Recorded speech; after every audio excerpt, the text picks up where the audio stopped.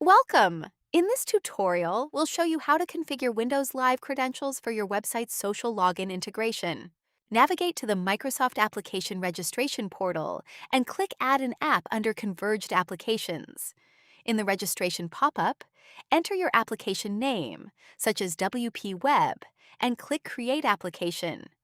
Once the registration details load, scroll down to the Web Platform section and enter your exact website URL into the Redirect URLs field. Next, scroll to the bottom of the page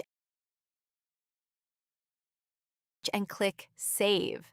When the confirmation message appears, indicating your changes were saved, copy the application ID, along with the secret password under Application Secrets, and add them directly to your plugin settings page.